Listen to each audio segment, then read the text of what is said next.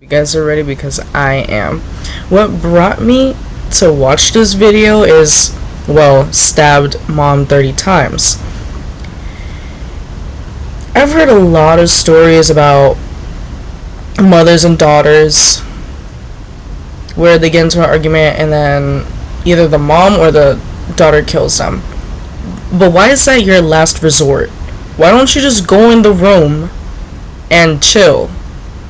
Or do something with your life. You don't have to resolve to murder. It's common sense. You're just already twisted in the head. You don't need any excuse to kill anyone. It's just really whatever sets you off is what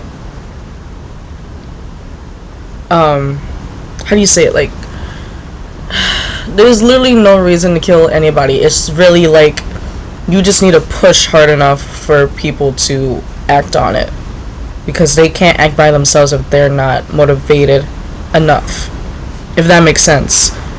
I've watched too many documentaries and it just I can't. There was a very large or a very loud sort of thud sound, like a pounding or a thud, accompanied by a pretty loud scream. The other sound that I heard at that same time, or right after, was sort of an expulsion of air, like the air was knocked out of somebody. When Sidney Powell's parents sent her off to college, they were really excited for her. She had been a great high school student. She had lots of energy, and her mom was a huge role model for her. Sidney and her mother Brenda were best friends.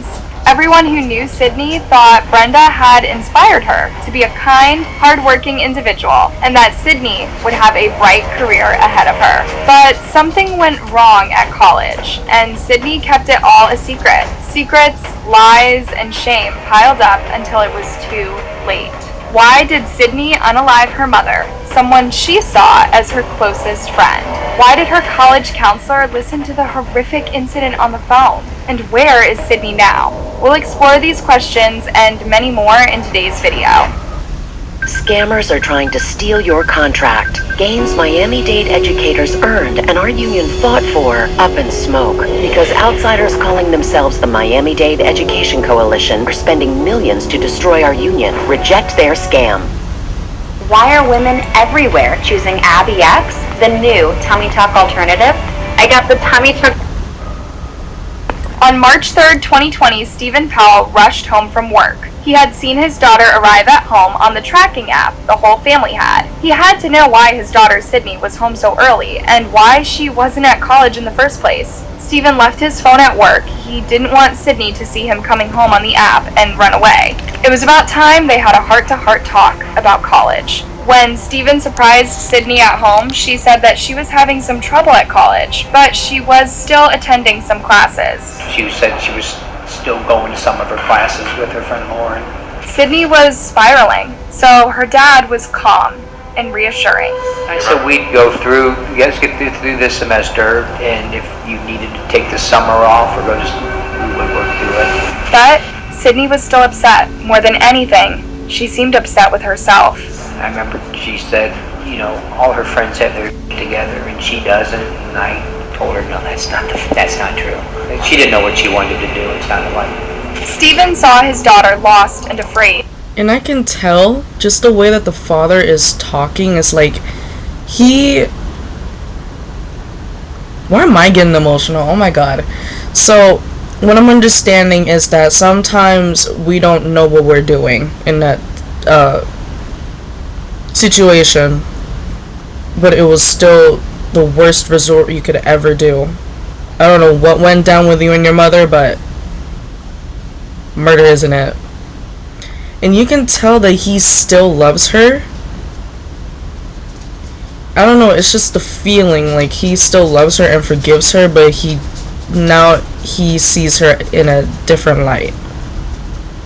He believed in her when she felt like she wasn't worth shit, which is not true. Just because people are a lot more fast-paced, it doesn't mean that you can't either. It's just people are different. Like, you don't need to be fast in order to get education. You could be slow and still gain more information than the faster ones that are getting what they, I don't know how to say it, like, you get what I'm saying. Grade for the first time. So he suggested they call Brenda, Sydney's mom. Brenda was at work at the Children's Hospital, but they were sure she could excuse herself for an hour to talk her daughter through a moment of crisis. Brenda treated children and teenagers suffering from cancer. She'd been doing so for 28 years, and she was prolific at it. Therefore, she was also exceptional at handling highly emotional situations and guiding people through tough times. So Stephen was right. She was the right person to talk to her daughter that day. After a brief call, Brenda agreed to come home for an hour or so and then head back to work. But Stephen had to get back to work by now, so he left before Brenda arrived home, and they kept in touch via text. At 12:41 p.m., Stephen sent his wife the last text message. "What did you discuss with Sydney?" Brenda had taken time off crucial work to head home and talk to her daughter out of a crisis, even though Sydney had been lying to her for years. Minutes later, she would be dead.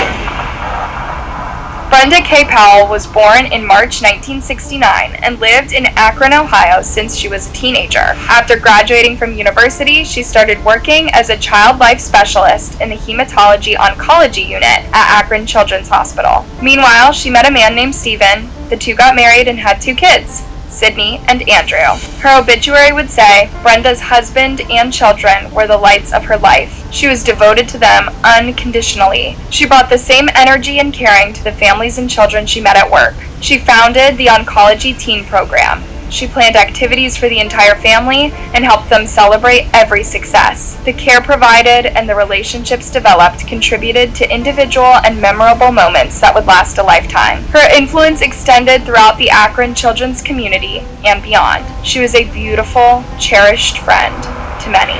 Brenda wanted her children to have the same attitude in life. Her eldest child, Sydney, was a great student at St. Vincent St. Mary High School in Akron. She was also really close to her mom, so Brenda was sure she had a bright career ahead. Before graduating from high school, Sydney and her family chose Mount Union as her preferred college. It was a 45-minute drive from home, and Sydney wanted to be close to Brenda and her loved ones in Akron. To no one's surprise, Sydney got in with a presidential scholarship in 2018. This meant a full 4-year scholarship covering tuition fees, on-campus room board, and other fees. The family was elated. Not only had Sydney ensured a great academic life for herself, but she was close enough to home to come whenever she felt a little homesick. Brenda could visit too when she had the time. Indeed, people around Brenda and Sydney saw them as the best of friends. And that didn't go away once Sydney started her classes. The two would talk every single day and see each other face to face several times a week. Things were even better. Sydney managed to get a dorm room with her high school bestie, Lauren. What could be nicer than hanging out with your school bestie at college and your mom outside college hours? All seemed well for a year and a half. Sydney would come home during breaks and tell her parents how cool college was. When they spoke on the phone, Sydney would gush over her new friends and the fun times she spent with Lauren. But Sydney was an adult now. Colleges don't just share grades with your parents, even when they are paying the bills. So, Sydney's parents didn't check on her academic situation until the beginning of 2020. In early 2020, when Sydney was technically in the second semester of her second year, her dad, Stephen, decided to log into the college portal to pay some extra bills. He was surprised to see he was locked out. Any information that something might be going on with Sydney and Mount Union? The only thing that I knew is when I tried to sign on to the, like their whatever app that they have on the website, it kept kicking me out. Why were you trying to get into that portal? Seeing, because the 529 plan didn't cover all the tuition for the year, so I had to make a personal check. Hey, question for you. You ever seen those people at the coffee shop? The ones that just sit there in the middle of the week, sipping their coffee?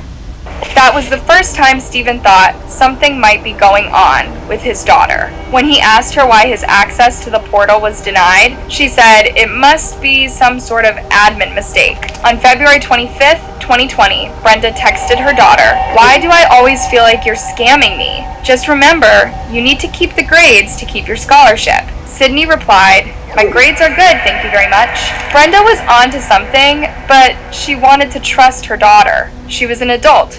She didn't want to invade her privacy, she just wanted to guide her to a great start in life.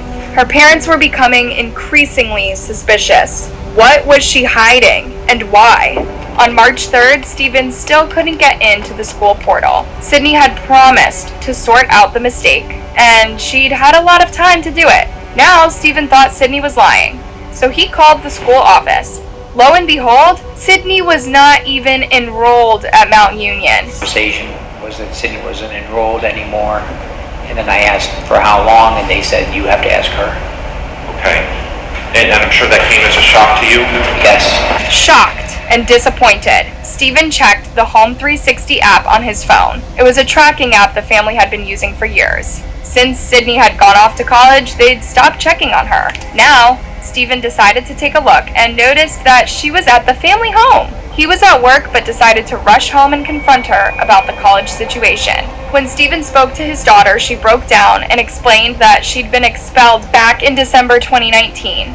She was failing 3 or 4 classes, and no one knew about it, not even her best friend, Lauren. Patient and understanding, Stephen told Sydney that they would get through this crisis together. Before heading back to work, he called his wife to summarize the talk he'd just had with Sydney. Of course, this came as a shock to Brenda. Stephen suggested she speak to Sydney after her work at the hospital, but Brenda hurried home. She was concerned and quite fairly upset with her daughter. She thought they were best friends. Why had she been lying to her for so long and letting them pay the bills? Brenda got in the driveway around 12:15 p.m., minutes after Stephen had left for work. A minute or two later, she left a phone message with the admin office at Mount Union. At 12:36 p.m., college admins Michelle Gaffney and John Fraser returned the call. Brenda picked up. Dean Fraser was sitting at his desk and I was sitting next to it. He dialed, the phone was answered, and Mrs. Powell answered. Dean Fraser was speaking and simply said, Brenda, this is Dean Fraser. I'm sitting here with Michelle Gaffney, our Associate Dean of Students. We're returning your call, and that's about as far as we got. Brenda only got to say, yes, this is Brenda Powell. Those were her last words. From the other end of the phone, Michelle and John listened in horror as a thud and a scream ended the call. There was a very large, or a very loud sort of thud sound, like a pounding or a thud, accompanied by a pretty loud scream. The sound that I heard at that same time, or right after, was sort of an expulsion of air, like the air was knocked out of somebody. Brenda didn't even get an explanation from her daughter. Sydney unalived her mother with a frying pan. 6 thuds later, the call ended. Michelle dialed back twice. The first time, no one picked up. The second time, 3 minutes after the first thud, someone did. When John asked, Brenda, is that you? The voice replied, yes, this is Brenda, but it wasn't Brenda. Ms. Gaffney, did you recognize that voice on the line? Yeah. Okay, was that Brenda It Powell? was not Brenda. Who did you recognize that voice? I was sure it was Sydney. Both Dean Fraser and I looked at each other and sort of shook our heads at each other. And he then said, I don't, Sydney, I think this is you. The call was then interrupted, and Michelle and John phoned 911. They were on the phone, and there was a lot of screaming going on, so you couldn't really say if it was like a physical fight, but just sort of like a lot of yelling and screaming going on. If you didn't think it until now, Sydney was not a master of lies. When officers arrived at the scene, they found a broken window. Sydney was crying. She told them that Brenda had told her to flee the house as someone had broken in. The officers didn't buy it for 1 second. First of all, there were red marks all over the broken window. This meant that it was broken after the crime was committed. Second of all, the scenario just didn't add up. Her mother had told her to run, she didn't, yet the perpetrator only took Brenda's life? No! The scenario was quite clear. Sydney took her poor mother's life and then stayed there and attempted to cover for herself. Countless lies, ever more sickening, until she couldn't run away from the truth anymore. I'm not on my parents' health insurance anymore, and I work for myself doing a bit of everything, so I found a plan for just $30. When the officers found Sydney at home, she was hysterical. Then she went into a catatonic state. Finally, the reality was catching up to her. Finally, she realized her actions had consequences. The cast iron skillet and a steak knife were lying on the floor of the master bedroom, painted red. It was a frenzied attack, something that reminded more of a rabid animal than of someone who claimed to be Brenda's daughter and best friend. During Sydney's trial, the full story was revealed. Sydney had had trouble at college from day one. It's unclear whether she just liked to party, sleep, or had other issues going on, but her grades were not good, and her attendance decreased with every semester. In December 2019, she was expelled after failing 3 classes. This also meant that she had to evacuate the dorm room. However, Sydney behaved like nothing had happened. She went home on winter break, told her parents all was well, then went back to the dorm, pretending she was still a Mount Union student. Lauren didn't know a thing.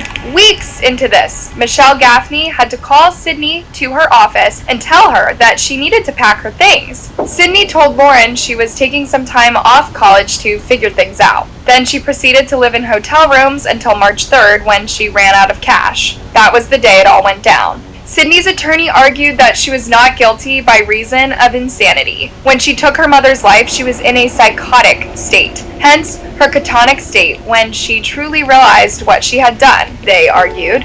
In September 2023, Sydney's trial began. 3 clinicians brought by the defense said that Sydney suffered from schizophrenia, a schizoaffective disorder, and malingering, respectively.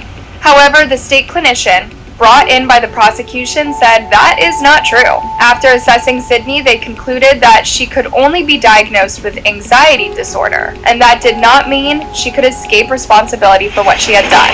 On September 20th, Sydney Powell was found guilty of murder and tampering with evidence. She was sentenced to 15 years to life in prison. Sydney had never shown signs of mental health issues before. Until she graduated high school, she was a straight-A student, described as charismatic and social. Up until March 3rd, Sydney calmly lied to her family and friends about her school situation. She was composed and fulfilled everyday tasks as usual. No one witnessed her mental health decline or any psychotic episodes. Sydney had also Googled how to kill someone and how long does it take to bleed out a few days before. This was premeditated. Out of all the moments Sydney could have had a psychotic episode and took her mom's life, she just so happened to do so when Brenda was on the phone with her former college. She also worked hard to deceive law enforcement and escape justice immediately after taking Brenda's life. None of these facts are consistent with a psychotic break. According to psychiatrist Dr. Todd Grande, Sydney was used to getting everything she wanted. When college life proved trickier, she gave in, but refused to accept the consequences. She wanted everyone to live her fantasy, refusing to share her failures with even her closest people. On March 3rd, her failures had caught up to her. She'd been kicked out of the dorm, run out of cash, and her father had discovered her lies. The amount of shame she experienced reached a boiling point, and she took her anger and frustration out on her mother. It's possible Sydney perceived Brenda as a source of pressure, the person who wanted her to succeed in life the most. While Sydney's tears during her sentence seemed real, who's to know if they are for her mother or for herself? It's truly heartbreaking to think that a kind, giving person like Brenda would find such a brutal end at the hands of someone she loved most. And it's just as scary to think that someone in your own home can harbor these thoughts and perfectly hide them for months. No matter how many years Sydney ends up spending in prison, it won't do justice to Brenda or to the shattered family she left behind. Hey. I'm not gonna lie.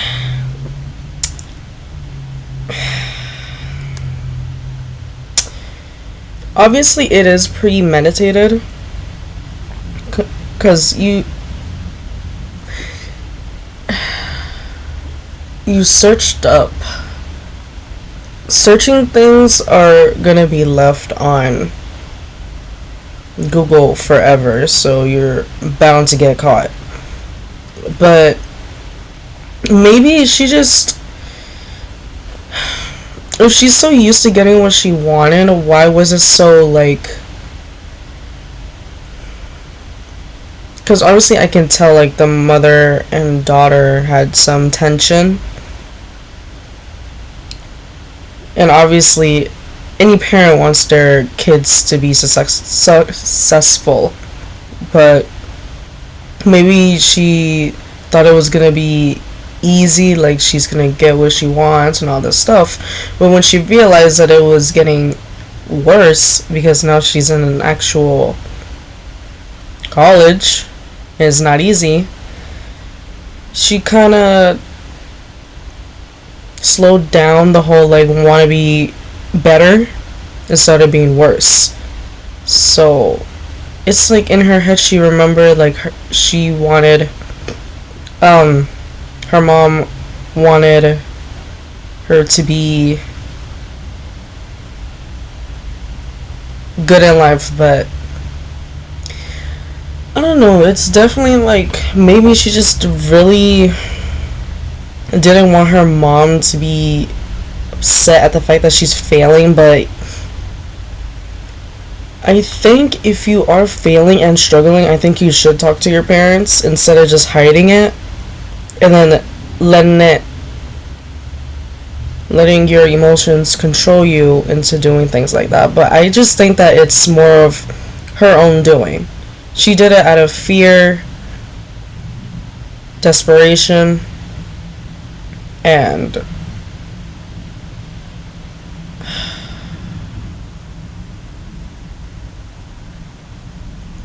hurt.